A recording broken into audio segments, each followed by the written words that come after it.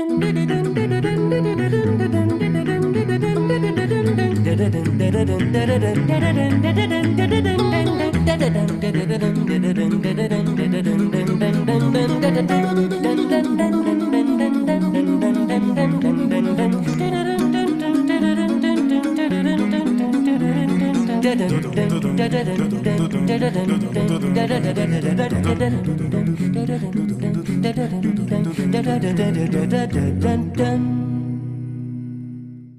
evening, ladies and gentlemen. We're so glad to welcome you as part of our community tonight. Please note that this webinar is being recorded and distributed live stream. By entering this virtual meeting room, you give your consent to be recorded and distributed by Simeon Morrow Public Speaking and Presentations, Vienna Live with Simeon Morrow, and other third parties. If you prefer to not be recorded, please turn off your camera and microphone and or go to the LinkedIn live video feed, the link to which I'll now place in the chat room. For a better experience, please turn off your microphone and set your video to gallery view. This show thrives on participant contributions, and all participants are encouraged to actively participate in this webinar by asking questions and making comments. To do so, please either write in the chat room, raise your hand, or turn on your microphone and say hi. I'll be delighted to include your perspective in the conversation. Tonight, our featured guest is Dr. Jonathan Zimmerman, the Judy and Howard Berkowitz Professor in Education at the University of Pennsylvania, where he is also Professor of History of Education. This week, the second edition of Jonathan Zimmerman's Who's America? Culture Wars in the Public Schools will be released by the University of Chicago Press, and its subject is tonight's show. We are also pleased to be joined by Dr. Lino Rivera, Professor of Music at St. Mary's College of California. John, welcome. Thanks for having me. It's good to be here. John, so tell us a little bit about yourself, please, and why it is that you dedicated your career, your life to researching the history of education in the United States. Well, schools are our central public vehicle for creating citizens, but the citizens don't agree about what schools should do, if you haven't noticed. And what's always fascinated me is the tension that lies within all of that. On the one hand, we need these institutions to create citizens, but the institutions are themselves created by and indeed constituted by the citizenry. So how do we create democratic schools that prepare people for democratic citizenship, and at the same time have schools that are themselves products of and indeed responsible to the democracy? So those are the questions that have run through my career. And what interested you in those? Why? I mean, that's quite noble. Some people would say, well, it pays good, but you're really thinking about forming the next generation of men. You're not thinking about your beans, the next crop of beans. Tell us about that. Why is it that, is that part of your family history? Is that, why does that interest you? Why is that so valuable? Well, I did attend a remarkable array of schools as a kid. My parents were in the Peace Corps, as I was later on. And so in elementary school, I went to school in Bangalore, India, and Tehran, Iran. In Bangalore, India, I went to the Bishop Khan School for Girls, which explains a lot, the story unto itself. Then I also went to school in New York City. I went to school in suburban Washington. So I went actually to 10 schools in 12 years of schooling. And I do think that that had an important effect on not just the way I see the world, but the questions that I ask. How are those institutions constituted, and what sort of imprint do they leave, and how do they change or not? And then I was in the Peace Corps myself, teaching in Nepal, in a part of the country that was a 3-day walk from vehicular traffic, where most people had never seen a white person or a non-Nepali.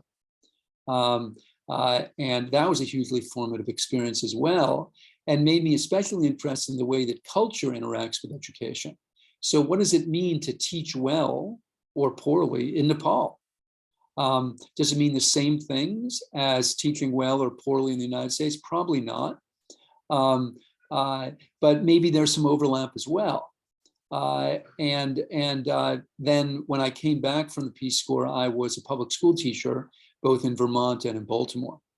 I think I had, for a young person, a rather wide array of experiences, both as a student and as a teacher.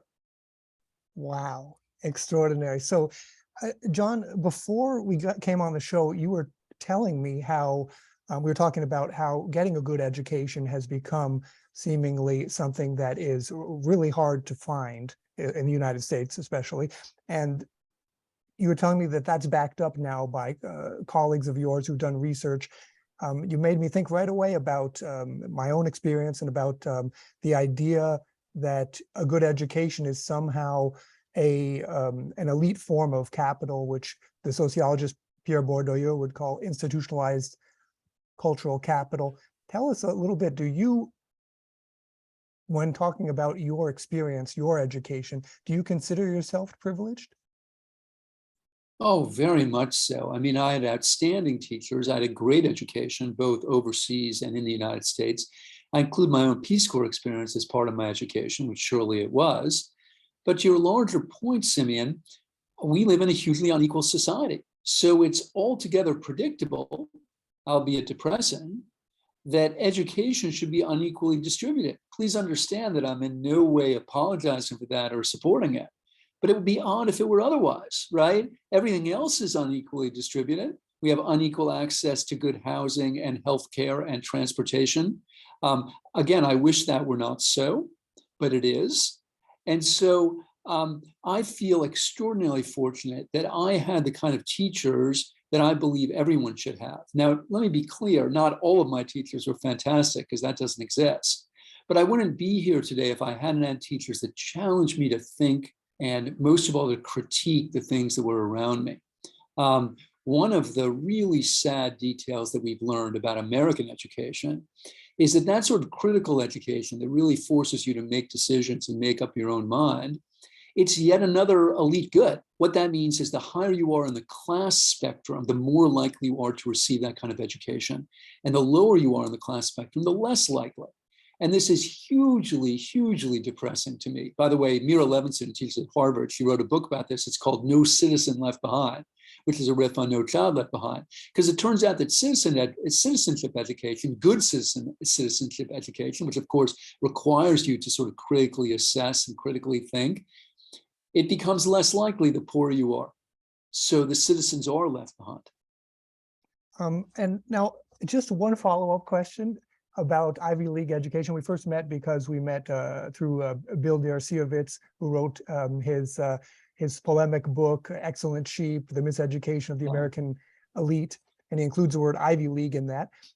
So you're working, I mean, you are an endowed chair at this Ivy League university. What does that mean to you? Because we all understand, okay, that these universities, everybody wants to get their kids, and you even said last year when you were on the show, yeah, that you've gone through that with your daughters. What does that mean? And I mean, if you would it be more equal then if you or Lino, Professor Rivera would go to some community college to teach students? What is it? What does that mean?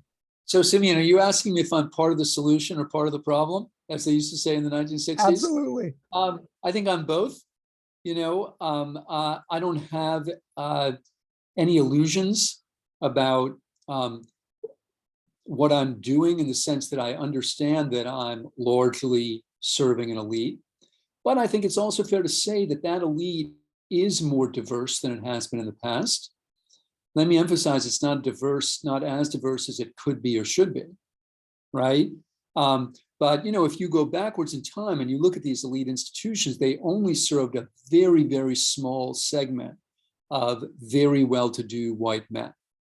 You walk around these campuses today, that is not the case. Now, look, none of this elides your larger point, which is we're still making an elite. It just happens to be a multicolored one, right?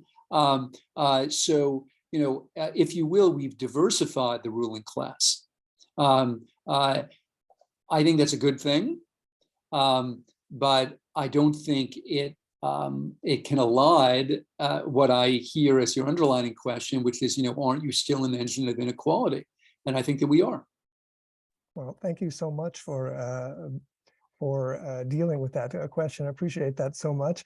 And So, and also I wanted to make sure that our participants know that we covered Jonathan's other book about the history. It's called The Amateur Hour. It's about how teaching throughout history in the United States has been really kind of left up to amateurs. In other words, anybody, as soon as you got to the classroom, they did whatever they wanted. And he also covers then the Ivy League schools in that, and covers the whole history. So I know about that thanks to your book. Thank you very much again, Jonathan. So moving on, tell us about writing the first edition of Who's America. So you write in the intro that you had brought the manuscript to the publishers just weeks before September 11th, 2001.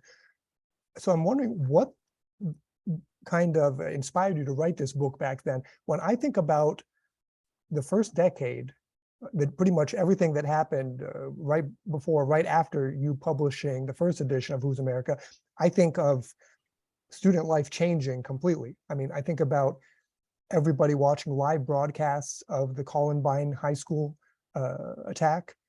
I think about the live broadcasts of the September 11th terrorist attacks. I think about social media, students having the freedom to leave any kind of, I mean, they brought all of their communication outside the house because dial-up modem was turned into Wi-Fi. And then in 2007, you had the smartphone. So then kind of they became completely autonomous. Students could get any information they wanted. They were young people and they had the same access as, adults. So tell us about this first, the atmosphere, what it was like before you published the book and why you published the first edition.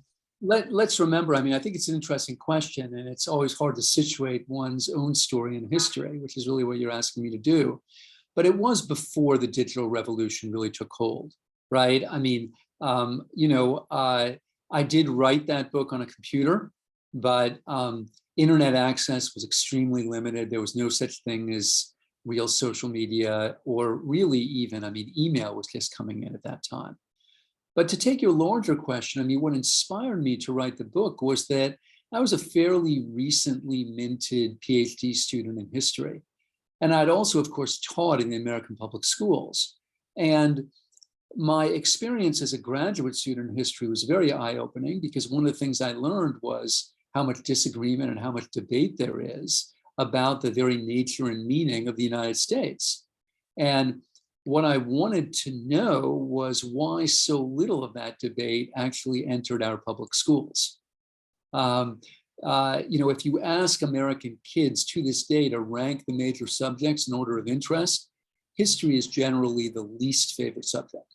By the way, math is generally the favorite subject, both among boys and girls, more boys than girls. And I can tell you why. It's pretty simple.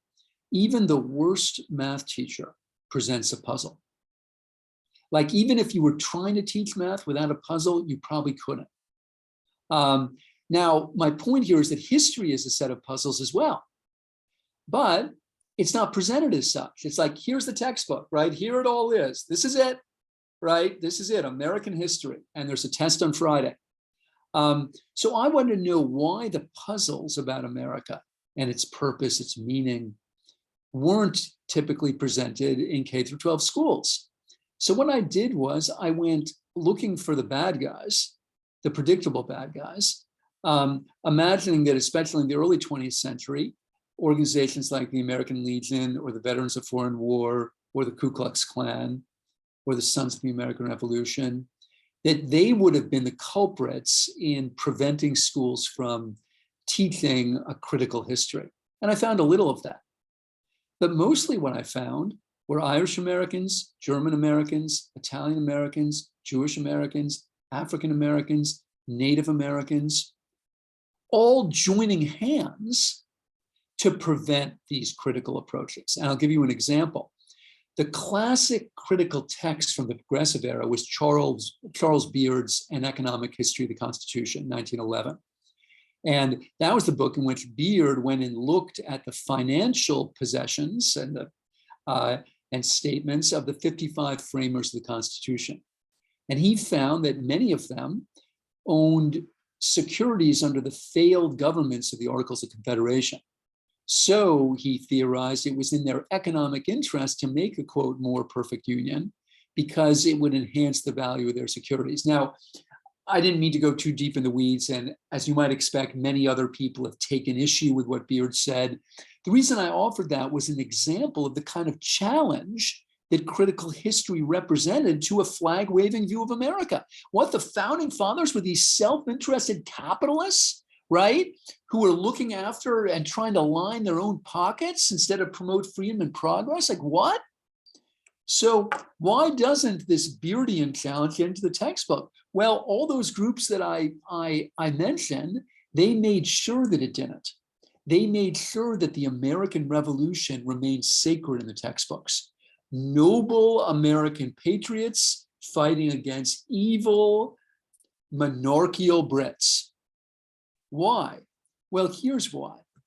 All of those groups are trying to read themselves into that story via heroes who contributed to the revolution. So the Poles have Thaddeus Kosciuszko, who was this nobleman that helped our cause, right? The Germans had von de Kalb, and also they said Molly Pitcher, who they said was born Maria Ludwig. There's some debate about that. And the Irish had Richard Montgomery.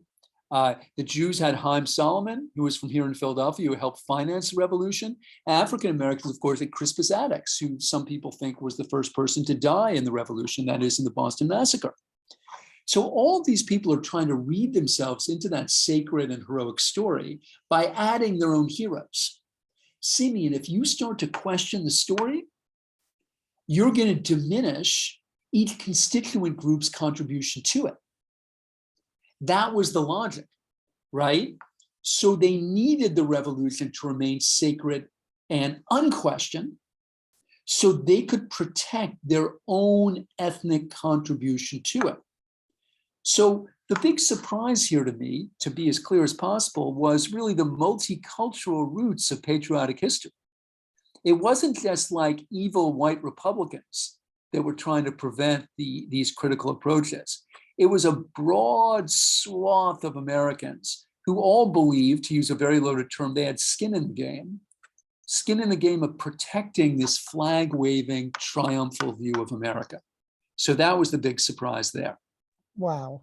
So before we go more into the so-called history wars, tell us a little bit about writing the second edition. So you waited 20 years, and this is the second edition you published.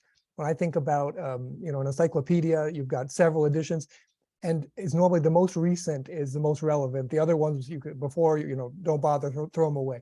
Tell us why did you make a second edition? What makes a second edition? And do we not need the first one anymore? Well, here's the second edition, and it's fatter, and here's why. I had to add a part 3 from 9/11 to Trump. Why? Because, Simeon, we've had a couple of culture wars in our public schools since then. A critical race theory, anyone? Don't Say Gay, 1619 Project, Toni Morrison's Beloved, Art Spiegelman's Mouse, right? It's happening. But it wasn't just that there have been more culture wars, because there kind of always have been. And that wouldn't, I think, in its own right, have been enough of a rationale for creating a new edition. The real reason I wrote it wasn't just that we had new or continued culture wars. It's that when I looked at the recent past, I decided that the culture wars were assuming a very different pattern. And to do that, I have to explain a little bit more about the religion piece of the first edition. So what I argued in the first edition was that the history wars, if you will, that I just described, had the wrong solution, which was just to add another group to the same happy story. And that's what we've done for most of our history, right? So you add groups that have been ignored or even denigrated, but the title and the theme of the book remains the same. Quest for Liberty, Rise of the American Nation. Have you noticed that the physics textbook is not called Triumph of the Atom? Rise of the Periodic Table, right? No, only the history book is called that. So the history wars, such as they were, the way we solve them was by just adding new groups to the same story instead of asking what their inclusion should do to that story. Meanwhile, our wars over religion, that would be school prayer, Bible reading, evolution, sex ed, insofar as inflected by religion. What I argued in the first edition was that they had no solution at all. The history wars had the wrong solution, but the religion wars had no solution. Why? Because religious claims deal with mutually incommensurate claims. Either Christ was the savior or he was not. Either sex out of marriage is a sin or it isn't. I was reading a lot of Richard Rorty back then, and he said that religion is a conversation stopper. You can't really talk across these differences because they are, to use a very loaded adjective, fundamental. So what I argued in the first edition is that the religion wars don't have a solution, the history wars have the wrong one. Well, 20 years later, when I started looking at the more recent culture wars, I found almost an inverted pattern from that.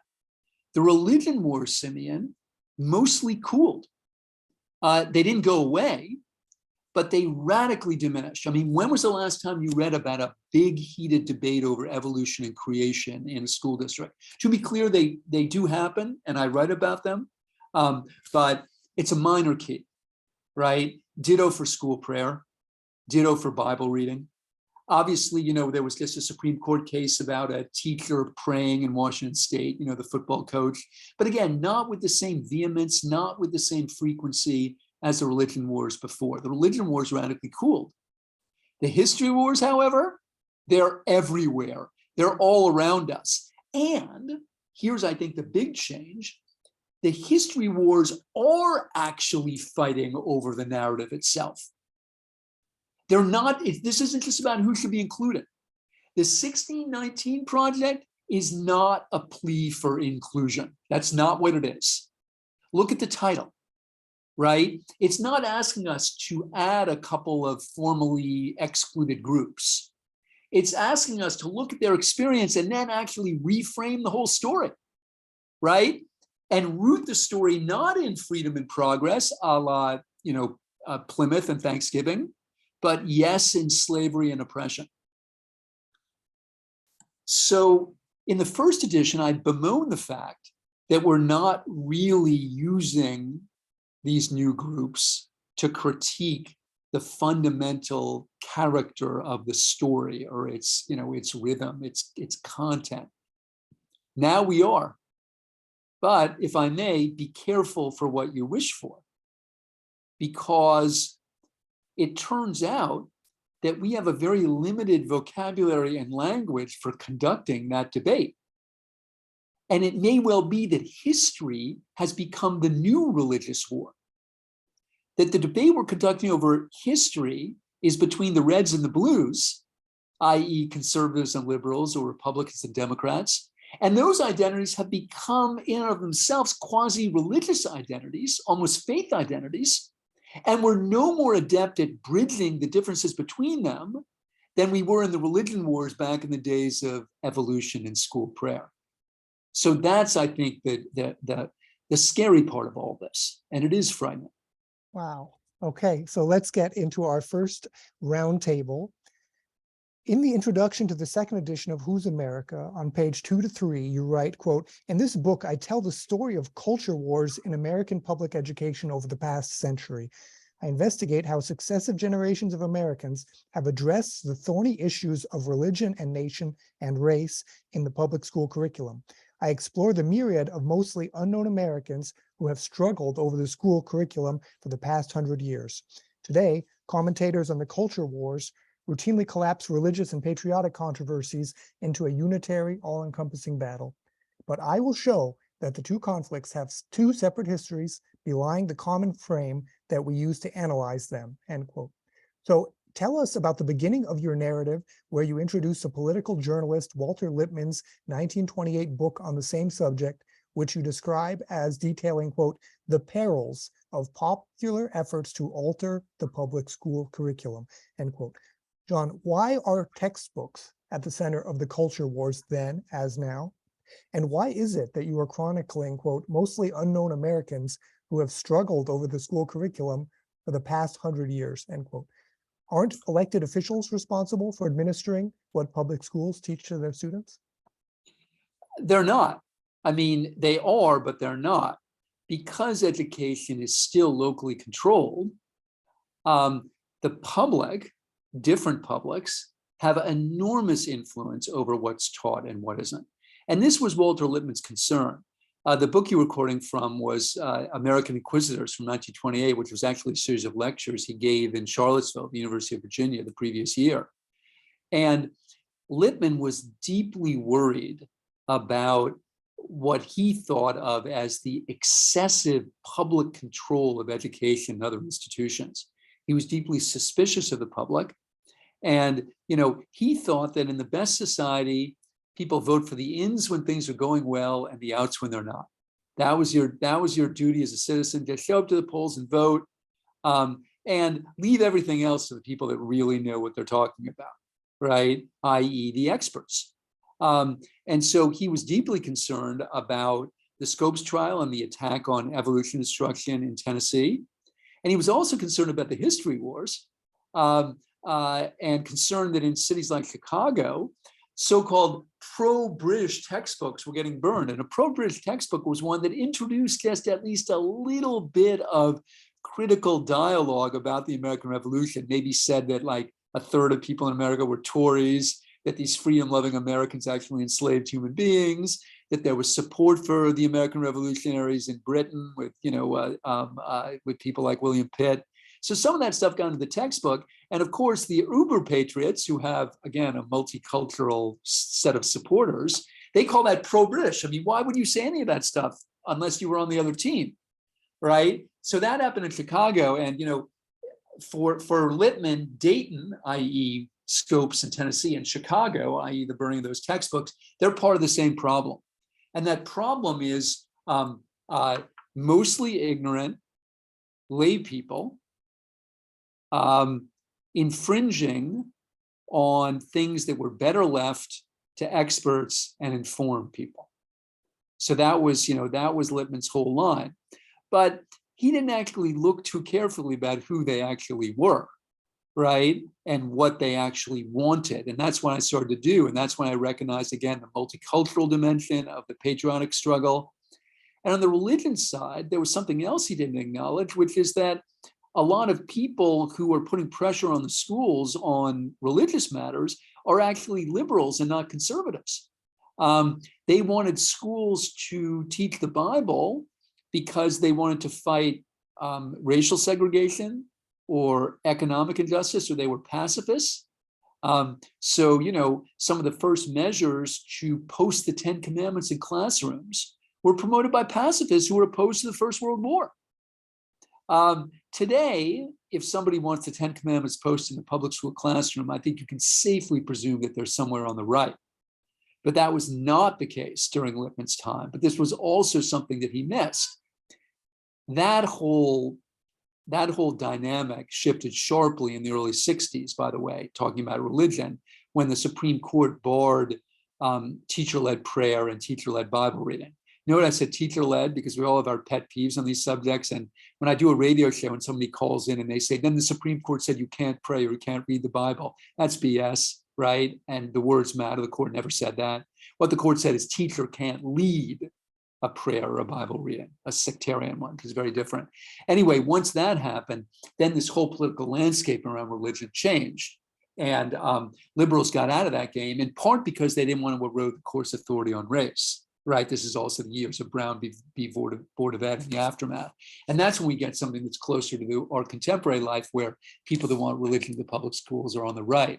But again, that's a function only of our own time. In Lippmann's case, in Lippmann's time, that was not the case. Most of the people actually promoting religion in schools were somewhere on the political left. Incredible. Let's move on to our next roundtable, the history wars. On page 9, you quote Chicago's mayor, William H. Thompson, aka Big Bill, as saying, quote, "I will never rest until the histories in use in the Chicago public schools are purged of their pro-British propaganda," end quote.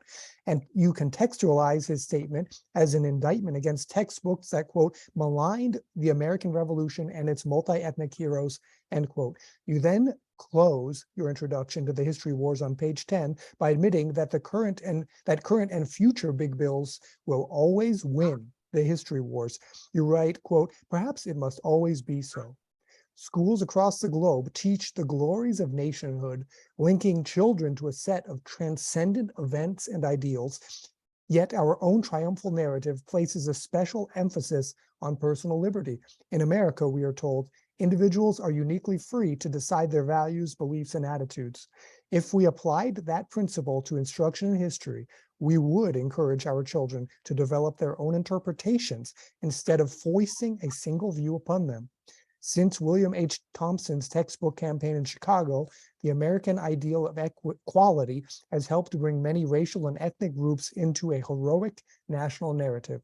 One day, we might hope the American ideal of liberty will help each of us to narrate the nation on our own," end quote. John, please tell us about the history wars and how today's battles reflect on those of the past. Well, I think the really important thing to emphasize here is that I think the inclusion of formerly excluded groups was a great triumph, right? For most of our history, you only learned about white men when you read American history, and obviously white men had certain kinds of power, but they weren't the only Americans.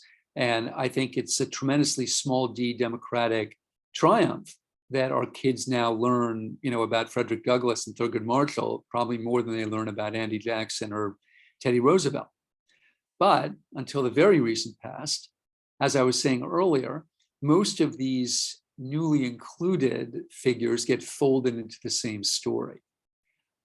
Instead of asking, okay, now that we've read Frederick Douglass, what do we think about the Declaration of Independence?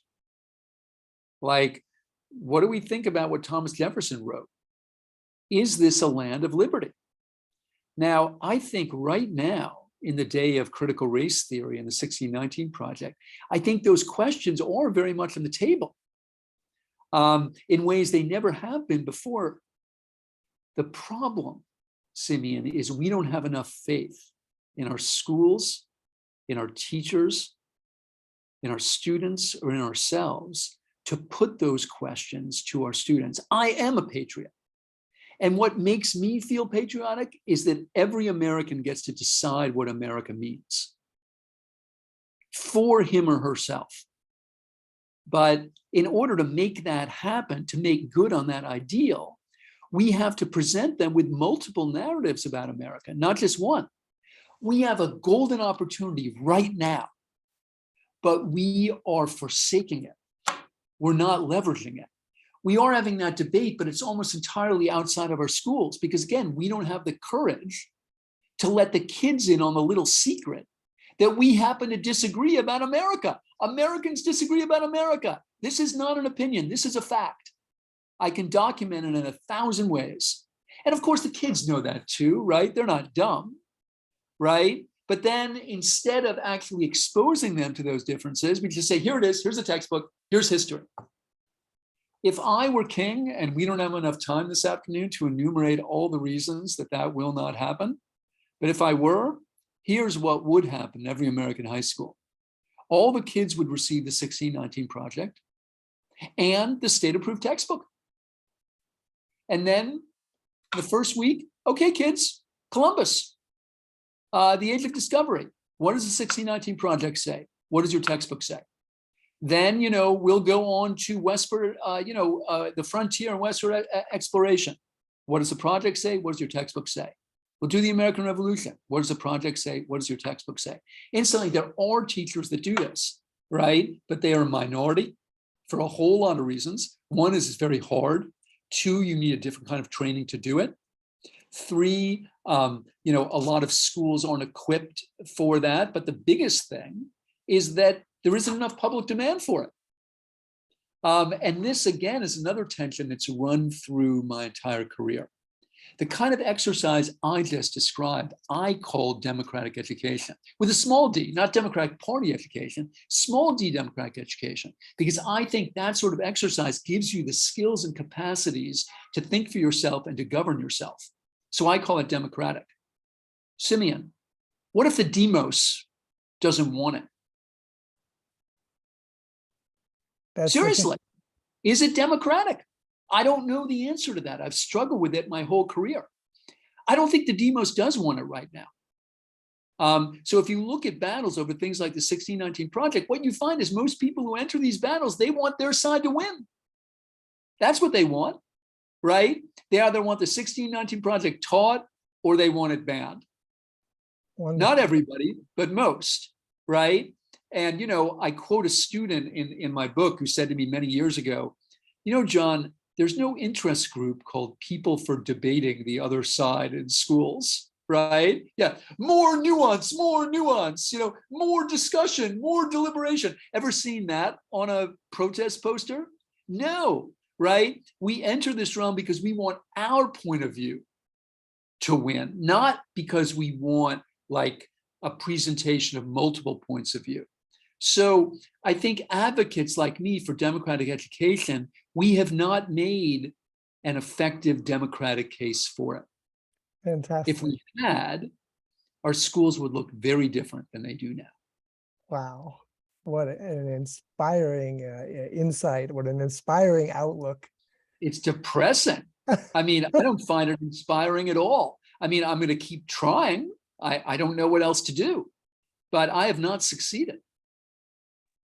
So now is a great time to ask John any questions or make any comments about teacher-led prayer in school. John is here to answer your questions, hear your comments. Anybody have any questions? Can Dr. you hear Davis? me? Hi. Yeah, hi. Thank you for your insight. And I wish I knew when I was back in public school 230 in Brooklyn, everything that you were talking about now and how it should have been. But the question is, how do you get this idea of what you're talking about, which is of great significance, into the teaching of students today, whether from the kindergarten up to the college?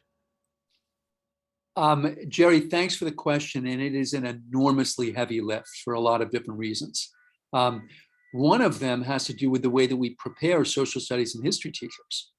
There are still states in this country where you can be a social studies or history teacher having taken 1 or 2 history courses. I can believe that. If we really want our teachers to be grappling with these complex issues of interpretation, they have to have done so themselves, right? I mean, if we want them grappling with their students. So that's one problem. The other problem is our teachers are radically overworked and underpaid. The average school teacher in this country of a high school subject has something like 121 students at any given time. A quarter of our teachers have another job because they can't put food on the table with what we pay them. So the kind of instruction you're referring to, Jerry, it's hard and it's expensive. And those are, I think, really important material constraints. But at the end of the day, it comes down to democracy and what the demos wants, right? If enough citizens wanted to change the things that I just described, we would, right? The schools are democratically run and operated and paid for. We get the schools we deserve. That's the way the system works. Very true. And when I say, and when I say deserve, what I mean is we get the skills and the products and the instruction that we're willing to pay for. Fantastic. Thank you so much for your question, Dr. Davis. So let's move on to our roundtable about the religion wars. Again, John, basing your narrative on Walter Lippmann's 1928 publication about the perils of school curricula, you begin your narrative of the religion wars with the so-called Scopes trial. On page 199, you write, quote, "On July 21st, 1925, a jury in Dayton, Tennessee, convicted John T. Scopes of violating a state law that prohibited the teaching of evolution in public schools. Immediately, both parties to the conflict claimed victory. To the anti-evolution stalwart, William Jennings Byron, who assisted the prosecution, the Scopes verdict upheld the moral truths of the Bible over the material explanations of science. Despite their defeat in Dayton, meanwhile, Scope's attorneys insisted that they had triumphed in a much more important venue, the court of public opinion. Quote, I think this case will be remembered because it is the first case of this sort since we stopped trying people for witchcraft, end quote, declared the leading defense lawyer, Clarence Darrow. Another Scope's attorney called the trial a, quote, victorious defeat because, quote, future generations will know the truth about human evolution. Both sides were wrong, end quote. John, you go on to recount the numerous battles by religious groups that include their sects, religious practices, and instructions in schools, the post-war effort to use the Ten Commandments as an interfaith vehicle to instill disparate students with what the political scientist Bassam Tibi might call an American light culture, and religious groups opposing sex education in schools on the very grounds that forbade them from teaching their religion in school, namely, that no religious doctrine was permitted in schools and that sex education was religious doctrine in its own right. Again, at the end of your introduction to the religion wars, you make clear that your vision of a good school education means, quote, presenting a wide variety of perspectives which encourage students to develop their own interpretations of it, end quote. You frame belligerents in the religion wars as irreconcilable opponents because one side wants discussion and evaluation, where the other side wants to instill respect for laws and moral truths. Please tell us, John, about the religion wars and if your vision of better education isn't simply what opponents of discussion and evaluation in the classroom call a religion of its own kind. Yeah, excellent questions. Thank you. I mean, I got the religion wars wrong because coming out of Scopes, I imagined that what I was going to find was a battle over whether to teach religion or not in schools. Like, should the school have religion or shouldn't it? And that turned out to be the wrong question, because before those Supreme Court cases I alluded to in the 1960s, that wasn't the question. Religion was taught in some ways in almost all schools. The question was which religion. It wasn't whether we should have religion. And so there was this competition between religious groups, really.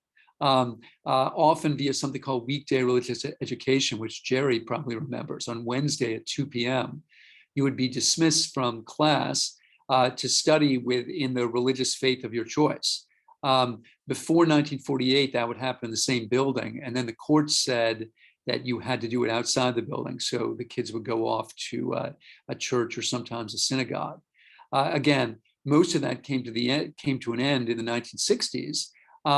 But I think the question of religion, what is a religion?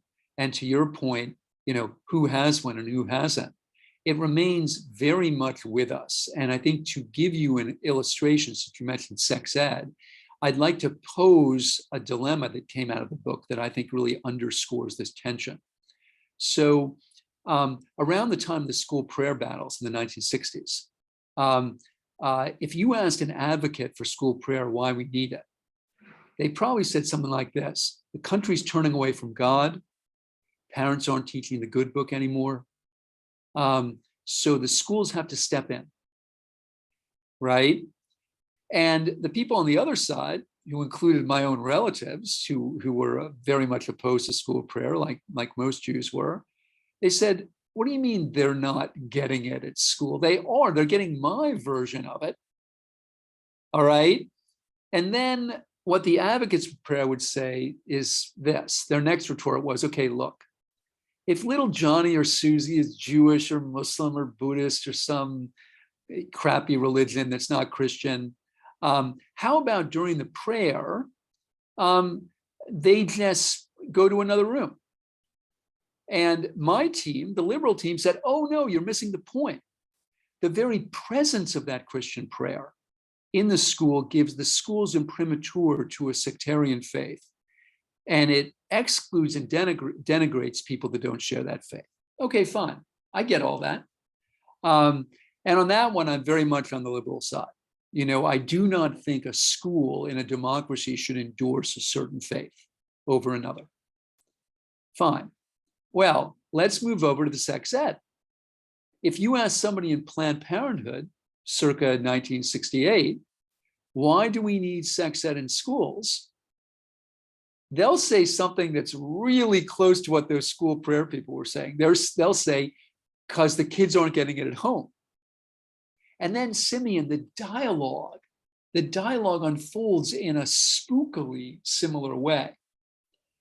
What the conservative person says, who's opposed to sex ed, they say, they are getting it at home. They're getting it from me. And I say, don't have sex outside of straight marriage. That's my sex ed. They are getting it.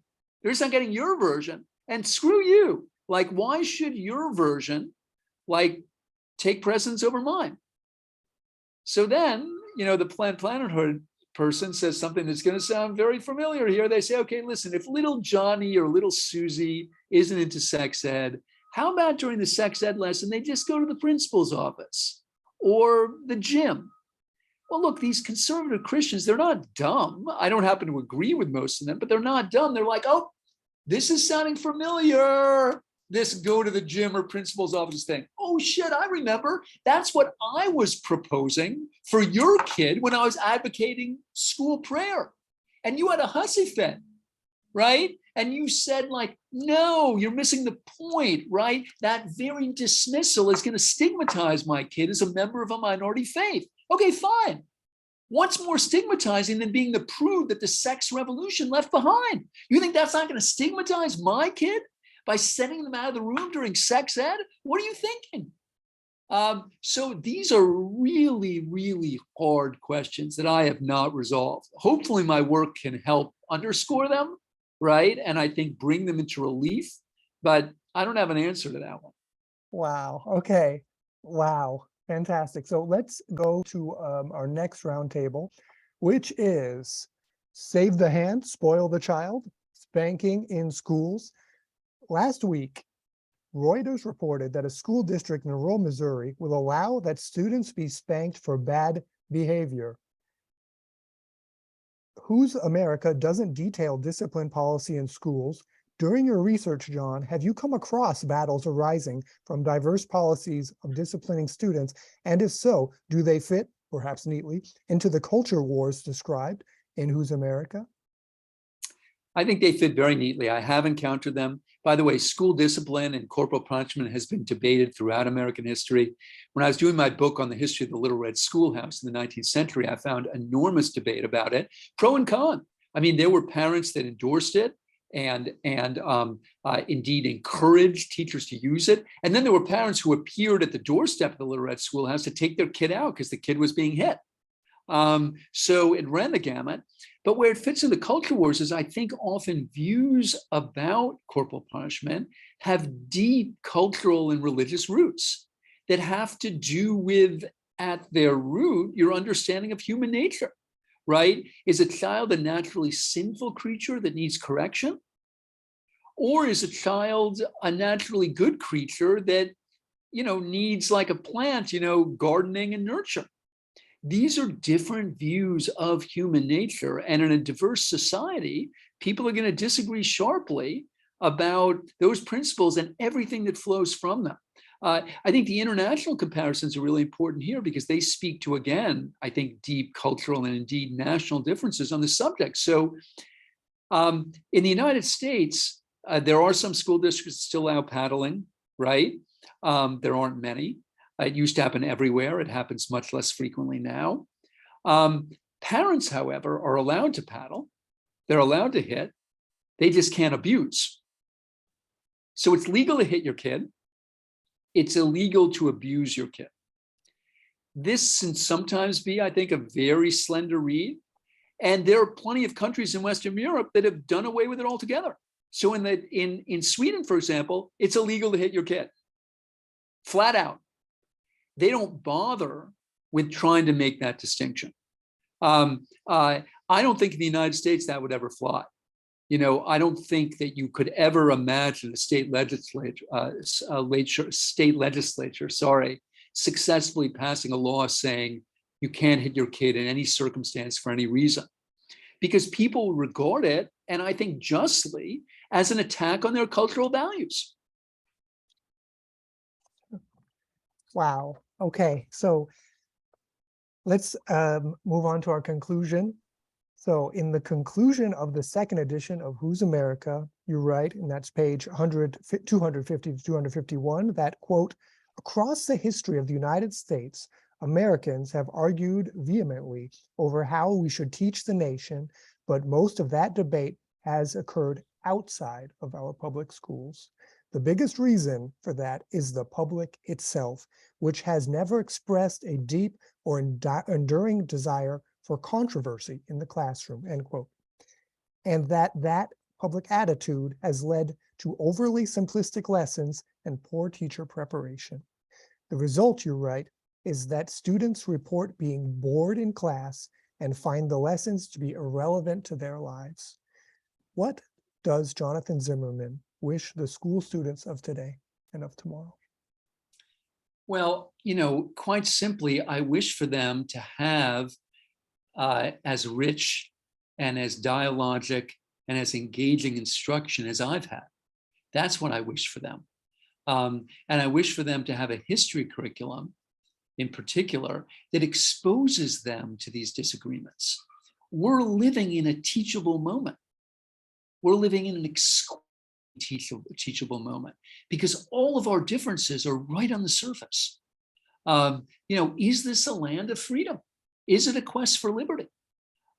What does that even mean in a society that began in slavery and also, let's remember, in different kinds of Native American removal and genocide?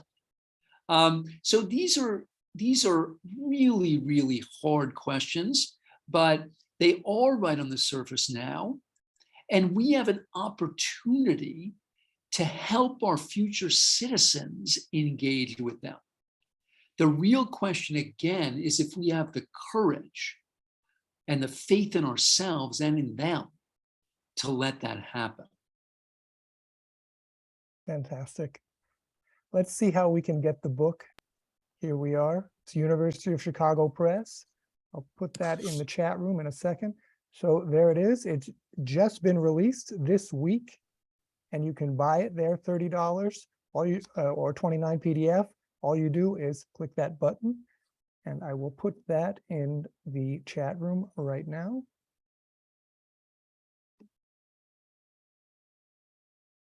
Let's see how we can stay in touch with John. Here is his website at the University of Pennsylvania. So John, people can reach you there. There's your email, zimj@upenn.edu, and they can reach out to you with their questions. Absolutely. Okay, fantastic. So there it is.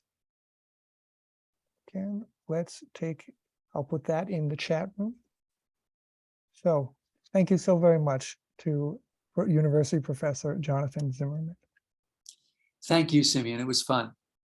Let's take a look at what's coming up next week. We have